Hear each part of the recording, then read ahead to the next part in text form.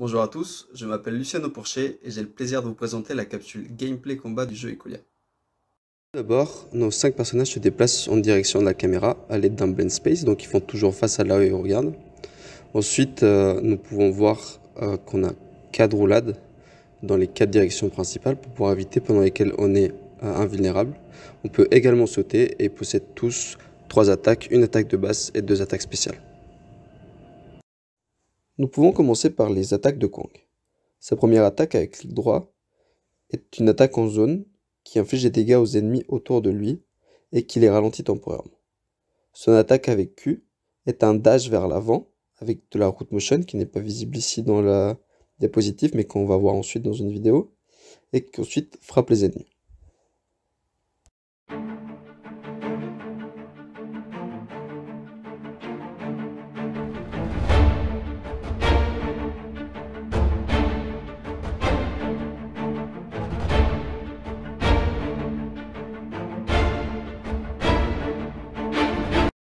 Ensuite, nous avons Terra, qui, avec sa première attaque, frappe les ennemis devant elle, et en même temps, elle se protège avec son bouclier. Donc pendant cette attaque, elle est protégée entièrement des dégâts.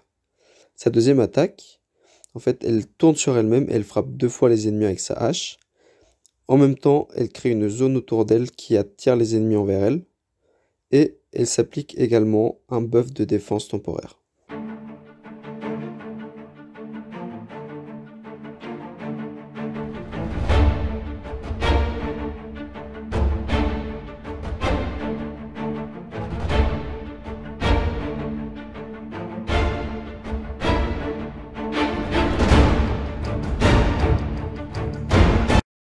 Le personnage suivant, Chimera, possède une première attaque qui le propulse vers l'avant, cette fois-ci non pas avec de la route motion mais avec un launch caractère pour avoir un peu plus de contrôle. Et ensuite, il frappe une zone devant lui qui est assez petite, mais c'est quand même une attaque en zone. Ensuite, sa deuxième attaque, il frappe 2 fois par hache les ennemis devant lui.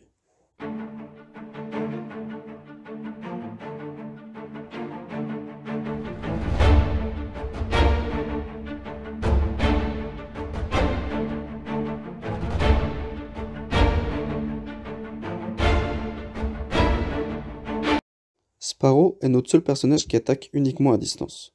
C'est également le seul personnage qui possède un aim offset pour pouvoir viser où elle veut, parce que c'est le seul personnage que l'on a vraiment besoin. Sa première attaque, elle charge une flèche ultime, et pendant le chargement qui est assez long, elle ne peut pas bouger. Cependant, la flèche inflige d'énormes dégâts. Son deuxième attaque, elle fait apparaître une pluie de flèches à une certaine distance devant elle, donc c'est une distance fixe, mais c'est une attaque en zone qui reste au même endroit pendant un certain temps.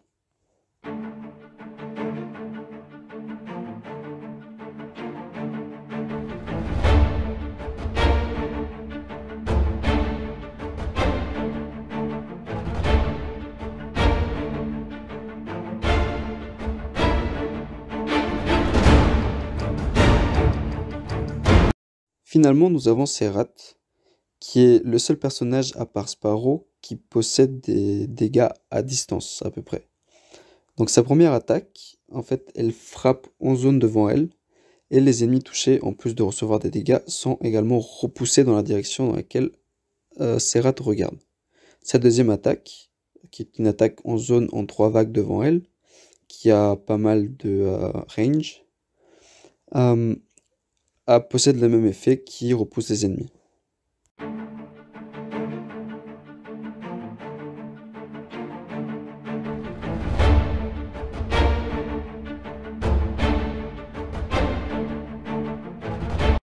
Toutes les attaques en zone des personnages, mais aussi des boss, sont prises en charge par le Game State, et notamment une fonction qui s'y trouve, qui est le Spawn AoE comme Area of Effect.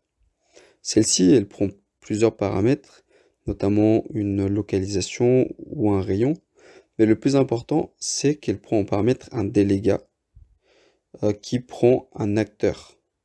Donc en gros, comment ça se passe, c'est que l'acteur qui veut faire une attaque en zone appelle la fonction et ensuite celle-ci elle fait spawn une sphère à la localisation souhaitée du rayon souhaité et elle applique le délégat sur tous les acteurs qui enveloppent cette sphère.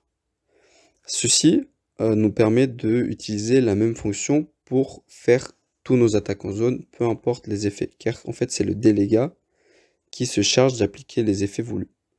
Donc un délégat peut faire des dégâts, un autre peut soigner, ou toute autre chose, tout ce qui peut être appliqué sur un acteur.